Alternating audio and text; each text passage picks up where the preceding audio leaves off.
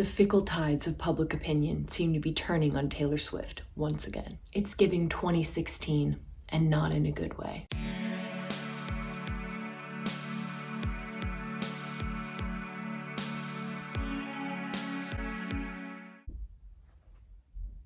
Hey everyone, and welcome back to Tea with Bree. This is a place where we engage in harmless, girly goss. We chat about pop culture, and everyone is welcome. We take 1-minute stories and we turn them into 20, 30, 40-minute stories. Because we can. So today we have a very important topic and something I'm really excited to talk about, which is celebrity overexposure in general. Specifically as it pertains to Taylor Swift, but also we'll be talking about some other girlies as well. But before we get into that, a reminder that the timestamps are in the description below, so you can always skip around to whatever part you feel most excited about, honey. The tea today is an absolutely delicious Tulsi Rose. She's cute. We like her. So first, we're going to talk about Taylor Swift present day, honey. What she's been doing. And then we're going to go back into Taylor Swift in 2016 and see, are there parallels? And then we're going to talk about celebrity overexposure in general and how this happens and what is to blame for this annoying phenomenon that I believe we're experiencing in today's culture. So Taylor Swift, as she stands right now, present day, girl has been everywhere lately. And fans of hers, I think, are very grateful and thankful for this because, as we know, in the Jover era, she was locked in a cage inside the house, total shut-in vibes. And it's nice to see her out and about living her life. But this does mean that everyone today, and this is through no fault of Taylor's own, I will add, but she's just one Times Person of the Year. She's just reached billionaire status. She's doing this Eras tour that is absolutely, the scale of it is insane. She's on stage almost every night, which means there's just videos and TikToks and tweets just bombarding people all the time because she's on stage performing all the time. And she's also started dating a man, shout out to that man, who's in the public eye as well. And he's also just won the Super Bowl, so he's even more in the public eye. She also just won Grammy for Album of the Year. It's just truly, 2023, 2024 is going to be known as the years of Taylor Swift facts. On God, no cap. And I think what we're seeing, at least what I'm observing in social media and on news articles, is that this tide, she's been really riding this wave of public favor. She's been doing her re-recordings project, which I didn't even mention earlier. That's on me. But that has been generating a ton of new fans for her, a lot of brand growth. And so it was just very uniformly positive for, I would say, most of 2023. However, I think what we saw in 2016 is that there is this kind of overexposure, so many different things go into it, but tipping point, right? Where it's everyone loves you, everyone loves you, everyone loves you. Oh, everyone starts to turn on you, everyone starts to hate you, everyone doesn't want anything to do with you.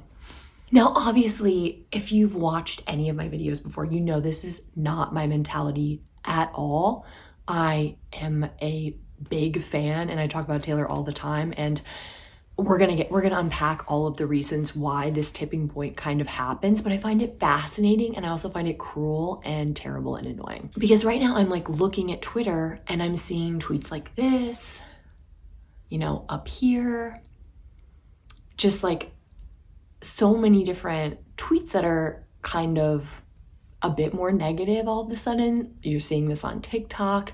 You're seeing news articles that are also proclaiming this shit. You go to the NFL's Instagram and you're gonna see so many comments from all the Brads and Chads about let's bring it back to football and why are we even showing her, blah, blah, blah, blah, blah, blah. Literally get over it. People are commenting about her billionaire status, about the fact that she's flying her private jet everywhere. And it is giving me PTSD. It's giving 2016. And I don't know how many of you are new Swifties or how many of you have been there since the dark ages, but obviously 2016, we're just gonna have to talk about that. We're gonna title this its own section because 2016 was a moment in time. a moment in history, 2015 and 2016. And I want to kind of go over all the things that led into what I believe was an absolute tipping point for Taylor of overexposure in the public eye that led to what many would say was her cancellation or her downfall or whatever terminology you want to use. And obviously, these things are not Taylor Swift's fault. I'll get into this. It's not always the celebrity's fault when these things happen. Usually it's not, most of the time. But these things happen anyway. The court of public opinion is the most fickle court that anyone can be tried and sentenced in. And unfortunately, female celebrities specifically seem to be thrown into this court constantly over and over all the time throughout their career. And it's excruciating. But anyway, back to 2016. So this was all pre-Reputation era, but 1989 had been released. So let's start with 1989. 1989 was obviously a huge turning point in Taylor's career. It was her first entirely pop-centric album, and I really do feel like she skyrocketed into a new stratosphere, a new level of success with this album. So 1989, our girl was riding high off of a lot of critical success, off of a lot of public favor. I mean, people were so into that album. It was received really well, and she really blew up. She had her new haircut. She was feeling herself. So began the unfortunate climb up overexposure hill. But it was like Taylor was truly everywhere. She had this worldwide 1989 tour. She was newly kind of dating Calvin Harris, which I think it's hilarious sometimes when people are like, oh my God, she's like posting Travis, she's acknowledging Travis. Bitch, you were obviously not there. I heard someone on Twitter say the ancient texts have been lost. She was posting this bitch all the time. She was posting him with her brother. She was posting him on Swans. She was out and about flaunting her man. Whether how much she liked him, it seems in retrospect, not that much, but I digress. So she was out and about with him. She had her very infamous or famous, depending on how you look at it, girl squad. The media really took a lot of liberties with and saying she manufactured this squad of super hot models, and people were often asked could your squad beat up Taylor Swift's squad? And it was just pedantic, ridiculous things really that people were saying. Then of course there was the infamous Hiddle Swift moment. I still find that rock, the staged or not staged photo shoot of her and Tom Hiddleston making out at her Rhode Island home, very disturbing. That is not for me. That is not for me. Then it was just them jet setting everywhere. Couldn't look left or right without seeing a poster of Taylor or hearing a song of Taylor's. I mean, Shake It Off was blowing up on every radio station. And then, my loves, we get to the Kim-Kanye feud, which I'm not going to unpack entirely here, but basically he had a song Famous. There were things exchanged. Kim was releasing recordings that Taylor didn't know she had, but I guess they weren't the full recordings. And everyone just started commenting how fake Taylor was and commenting a bunch of snake emojis in her Instagram post. I believe this is why Instagram introduced the feature that you could turn off your comments, was because of this 2016 moment, because they were damn, this girl can't handle any more snakes. It's gonna break our entire system. So, and then you go on Twitter and there's just Taylor Swift is over party. I mean, it's crazy how fast from 2015 to winning the Grammy for Album of the Year for 1989, riding so high, to basically being Taylor Swift is over party. And Taylor really took a lot of that to heart. I mean, she said in her Time magazine interview that she got canceled within an inch of her life and sanity. So it obviously still is very poignant and powerful for her, that whole moment. She's not over it, she's not recovered, and nor should she be. It's very traumatic. I mean, I can't imagine someone calling me a snake thousands of times a day and seeing Taylor Swift is over party everywhere on the internet. It's traumatic. And I think the crux of that whole moment, before she went into hiding and then started dating Joe, and I don't think she went into hiding initially because of Joe. That was her own thing. She wanted to be private. She wanted to get out. She didn't want to be seen anymore. I think she felt the overexposure in that moment when the tide really turned on her. And it didn't really take long to turn. It didn't take long to go from love to loathing in the media, in the press, on social media. I mean, it was a very dark time. So I say to you now, Is history repeating? I mean, I think you can draw a lot of parallels to the amount of overexposure between then and now. I mean, she was everywhere in both cases. Initially, everyone started out loving her, and then everyone ends up, not everyone, obviously, not me, not other fans, but like this tide of public opinion of her just changed so swiftly. And I think something that's interesting to me is that we often talk about like the negative things that celebrities have to face being out and about in the public eye. Like they have to get photographed all the time, they're swamped and asked for autographs, like they have to go everywhere with their security. Like it's very difficult to maneuver certain celebrities around in public. Definitely, this is Taylor's case. However, I also don't think we talk about the toll it takes on celebrities and public personas to be locked inside, to not be able to enjoy the normal shit that everyone else can enjoy, to not be able to go to a football game, to not be able to go to dinner, to not be able to walk down a street without getting absolutely mobbed by everyone all the time. It's like there are pros to locking yourself inside, but there are so many cons as well. Like psychologically, I think for a human being, like both are very difficult. So let's get into, speaking of psychology, let's get into that. The psychology of public opinion, aka overexposure, and why it pisses me off so much. Righteously so, I believe. One, in the case of Taylor Swift and a lot of other celebrities that this has happened to, it's not always the case, but a lot of the times it is, they're not the ones exposing themselves. I think about how Shia LaBeouf, and you can say this was for art, honey, but God help me, I will freaking die on this hill. Absolutely not. This was for narcissism and narcissism alone. Live streamed himself watching every movie he's ever been in with a camera just pointed directly on his face. You can totally research this. It's a crazy thing that happened in real life. And to me, it's like live streaming you watching every movie you've ever made and your reactions to that. That is giving, you are exposing yourself. Like you are you're forcing yourself on people. Do you know what I mean? However, I feel like for Taylor Swift, like, what is she doing? Going to football games to support her boyfriend, performing and doing her job that she gets paid for and that she pays God only knows how many other people. I mean, half the economy at this point, I feel like has been bolstered by the Eras Tour.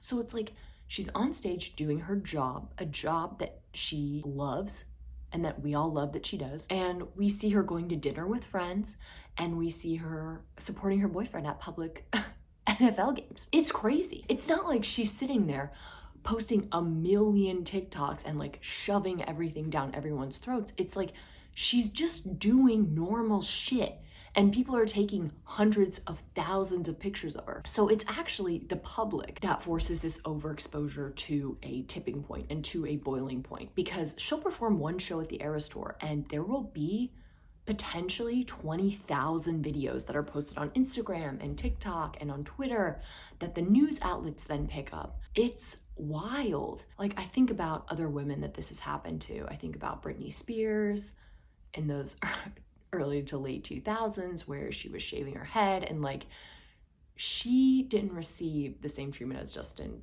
Timberlake necessarily. Like the public opinion on him stayed relatively steadfast during that time. Whereas for her, it's like she skyrocketed and then she had nowhere to go but down. I mean, we've seen this with Meghan Markle. We've seen this with Miley Cyrus multiple times. Now, Miley Cyrus was like, I'm gonna lean into this and you all, do you know what I'm saying? You can all go eat. But I still feel like she suffered from the same overexposure of like everyone loving her and then everyone being like, we're sick of you now, go away. We've had our fill and you can just retreat and that's what we want now. Bitch, what? So basically it's like we now, because we as the public create a lot of media. Like it's almost like the news outlets are following what we post on our social media accounts, which is crazy and depressing, but it's like we're creating the media and the media essentially creates this overexposure. So we are creating this overexposure phenomenon. And it leaves these women with basically one of two options, right? It's like you either lock yourself inside, circa Taylor Swift 2017, 2018, 2019, you hide and you allow the public to kind of forget about you and to get overexposed to a bunch of other female celebrities and get sick of them and then be ready for you again, or you just keep living your life and not give up, okay? And I think when you're younger and more impressionable, like Taylor was in 2016, and given there was just a lot more hate that was very specifically based on things that the public really didn't understand. She did go deep into hiding. And I don't think she's gonna do that again. I think she's more on the train of like, public opinion is gonna go like this, and that's their problem, honey. I have like almost 100,000 fans that I played for in Australia yesterday at the Eras Tour. I don't think she's as worried about it. I hope anyway. I could be wrong, but I hope. So when we talk about psychology of overexposure, I think we also need to talk about groupthink and mob mentality. Basically, human beings find a lot of safety in groups.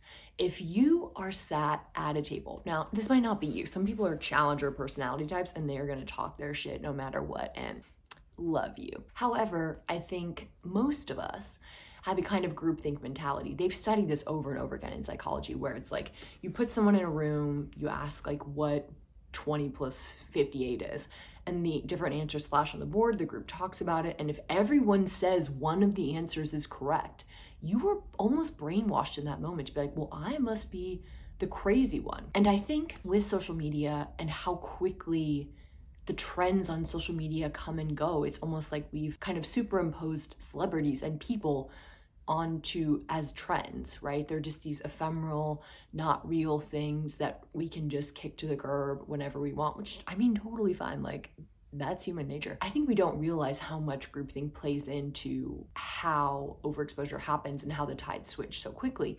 You see like one negative thing about Taylor Swift, and then you post something, and then you get a bunch of like really negative comments on that post, and then you see how the mentality, it starts to feel very unsafe to share a positive opinion depending on the group that you're in. Now, some groups it will feel very safe and you can almost encase yourself in a bubble, but for other groups that's not true. And I also think it's just a really toxic, unhealthy mentality that we have. I think you should like what you like, and everyone else kind of be damned. I think unfortunately also what gets a lot more clicks and views on social media is like hate videos, or like, I hated this, I reviewed this and it's trash, I really don't like this person, I really don't like this celebrity. It's just like more clickbaity. And so those videos and tweets and whatever posts are gonna rise to the top, and it's gonna create an algorithmic situation where it does seem like the tides are turning quicker, and you will feel less and less safe with your opinion if it's positive. That's groupthink. I think another thing that really contributes to celebrity overexposure is us putting celebrities on pedestals and almost deifying them in a very unhealthy way. And a lot of people are gonna be pissed I'm saying this, and you can comment below, like, I'm down for like respectful discourse always, but I am a fan of lots of artists and musicians and actors and actresses and architects. I mean, the list goes on and on, but those are just human beings.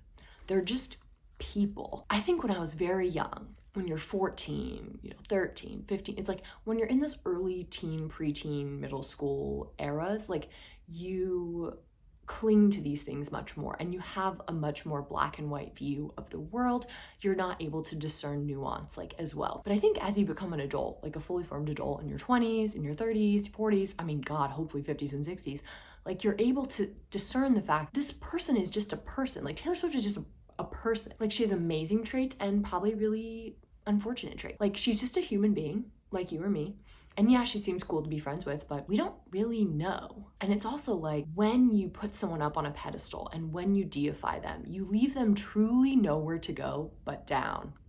It's not a healthy place for anyone to be, because if that person messes up one time, if you see Taylor Swift like take a little puff of a weed pen, God forbid, in a state where it's even legal, all of a sudden it's like this black and white mentality kicks in where she's all good or she's all bad. Do you see what I'm saying? She's on the pedestal or she's in the trash can. And I think a lot of celebrities really suffer, female celebrities specifically really suffer from being put up on a pedestals. I don't think we put men up on a pedestals as much nor do we expect the same things from them once they're up there. But for female celebrities, I mean, we expect almost near perfection. We don't want them to dress too slutty. We don't want them to show too much skin. We don't want too much swearing in the songs. We don't want this. We don't want that. And it's just exhausting. It's like no one should be treated that way. I mean, think about your own life. Think about the last week even that you've had. How perfect would you say you are? Girl. I mean, I know that is not true for this girl. And I do try my best, but like I'm a human being, I mess up. And so I think when a bunch of people put a celebrity on a pedestal, it's like all we can do is knock them over. And as they get increasingly overexposed, as we see more and more of them, there's going to be something in there that takes that idea and mentality that you have of them and knocks them off that pedestal. They're perfect. Oh, but they did that one thing.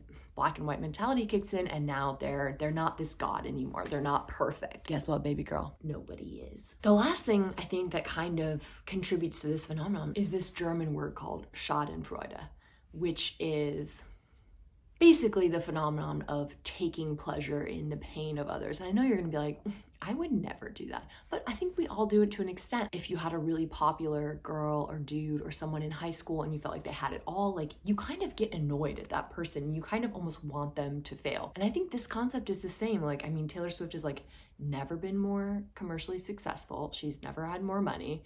She's never been, it seems, happier than with her boyfriend. She just won the Grammy for Album of the Year. Her boyfriend just won the freaking Super Bowl. You can see how so much positivity and so much what it seems like the perfect life can annoy people whose lives seem so far away from that. Of course, reality is always different. I mean, a lot of people thought her and Joe were perfect and it's now Joverse. So all I'm saying is like, you can't project perfection onto somebody, but people take pleasure in like people getting knocked down off of these pedestals, and it's sad. The last thing I'll say about this psychology of overexposure is the need for constant self-reinvention. And Taylor Swift has talked about this multiple times. I mean, I think about Beyonce, who just announced a new country album. I mean, she just had a house album. She was in a girl group. It's like, what hasn't she done? And even Beyonce, who is like, I think the pinnacle of female success, along with Taylor, along with a couple other female musicians, it's just like, she's at the top of her game. She's doing so well. She just had this really successful tour. Even she feels the need to constantly reinvent herself and also have these kinds of eras where she's always doing something new. Because essentially the overexposure clock kind of stops once you reinvent yourself. And now people have something new to look at. And now you're different. And now we can handle more of you because it's new and flashy and exciting. So you always have to give them something new. I mean, I think about how many times has Drake reinvented himself. Girl, I'm a Drake fan, okay? The songs are catchy as hell. If you don't like Drake songs, I don't know. It's like he has all the best producers working on the songs. The beats are catchy. Like, what am I supposed to do? But how many times has he reinvented himself? Like, musically, lyrically, in his physical appearance? I mean, 0%? Like, what? But how many times have Taylor Swift and Beyonce have Miley reinvented themselves? I mean, time and time again. Basically in an effort to reset this exposure clock and to keep themselves exciting for people, and pisses me off and makes me want to fight somebody.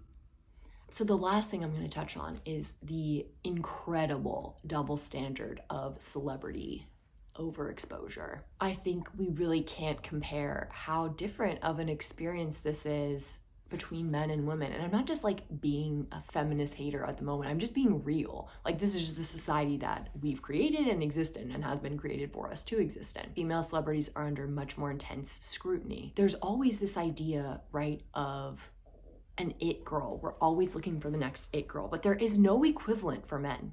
There's absolutely no equivalent. There's no it boy. It's an it girl, period. And the it girl, it's like once you become the it girl, a countdown timer starts, and it is only a matter of time, and people are just looking for the next thing to usurp you constantly. That level of scrutiny is not paid to male celebrities and male artists. Like, they are allowed to age, they are allowed to take their time, they're allowed to go slow.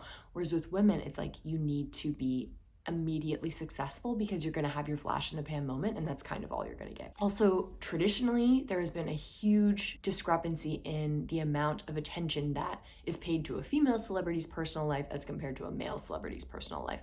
I mean, we've seen this time and time again in sports, right? Where female celebrities are asked about their celebrity crushes. Like, a tennis star will be asked about like who she'd love to go on a date with, and men are asked about like the game and the rules of the game. And I think it is nice that with Travis we're seeing a lot of the reverse of that, and I think that's a positive move, honestly. I mean, I think the media should in general keep their nose out of it, but like at least we're getting some more equal treatment in that way. But it's like in 2015, she had this really successful album. She really put it all out there, and people were just talking about, again, the same old shit. Her girl squad, her boyfriends, if she can ever write about anything else, despite the fact that 1989 wasn't even written as diaristically or as confessionally as her other albums. I digress. Also, women are just set to higher standards of behavior in today's society. There's Virgin Marys everywhere, and angels and princesses, and like women are just conditioned to behave and to be good and to be moral. And we are so picky about how women show up in spaces, and we're so uncomfortable with women that take up space. Again, I think about Miley Cyrus in the early 2010s, and just like a lot of the things we did, we were just so very uncomfortable with. But at the time, Robin Thicke had absolutely naked women, Emrata included, just running around in his Blurred Lines video, and everyone was like, we love this song, we love this video, even though it was like toxic. It's just like they're just held to such different standards. And that's really difficult because it's like, again, that pedestal thing where it's like, I mean, I think about Drake, right? It's like people are going to keep listening to his songs. He's going to keep being really popular and really famous. People are going to still love to go to his concerts. I mean, he just leaked there was some nude leakage that happened. And it's just like, they can just ride these waves of scandal in a way, because it's like, we don't expect perfection from them. We don't expect them to hold up to like the highest standard like we do with these female celebrities. Also, women receive a lot of backlash for their successes. Again, you can be successful, but once you get to a certain point, we don't like it anymore and we're not comfortable with it. Now it's too much. And so it's like so much of a celebrity's like public relation and their whole public, like Tree Payne is for Taylor Swift. I mean, I'm sure she has a whole team of publicists, but it's just so much of that job is just navigating like how much of you can we give to people. And if we haven't given them enough, where do we give them more, and where do we pull back? And it's just this crazy mind game that's so exhausting. And it's like, I know you want to be successful in this industry. People are like, well, you're assuming a certain amount of exposure and pressure. But I think, does it have to be this way? Like, do we have to treat celebrities the way that we do? Do we have to deify them? Do we have to knock them off these pedestals? It's exhausting. You know what I mean? All this to say, it's rough out here. And I'm not like a celebrity, like, sympathist, right? Like, I think you have a lot of money, you have health insurance. Like, if you got health insurance, you're doing like okay by my standards in America, right? But I do just find it very annoying on both sides, on the media side and on us as the media and the public side, of just like how we build these people up just to knock them down in this very cyclical and toxic way. It's not healthy, people. All this to say, is Taylor Swift nearing overexposure right now? Probably yes. And what's the reason for that? Probably most of us posting shit and commenting on it all the time. And it's like not our fault as fans, like we want to be engaged, but I'm just saying, like, her performing a show and then there being 10,000 new videos on the internet, it's not always great. And I'm a part of the problem, baby girls. I mean, I'm posting videos about Taylor Swift all the time. I love to talk about her, but unfortunately, it does contribute to the overexposure problem. And I think we just gotta think about that. Do I think she cares that she's being overexposed right now? Not really, not that much. I think she's like, I'm going to ride out this Eras tour. It's so successful. It's sold out in every city. And by the time I kind of come back from that, I'll have, public opinion will have settled down again. They'll have found someone else to hate and I'll be fine. And honestly, girl, she's right. Also, my advice to us would just be like, as people who love pop culture, who like talking about celebrities, who like gossing on this stuff, doing some harmless little girly goss, is just like, do everyone a favor. Do yourself and the celebrity a favor, and don't deify them. Don't put them up on this pedestal that they cannot possibly stand on. The weight of expectation on them is too high. Just look at these celebrities as people. They're going to do things that you don't like or approve of, but they're just people. And a lot of them are trying their best. I mean, I don't know if I would say a lot, but the ones that I like, I think are trying their best. Anyway, I'll catch y'all next week.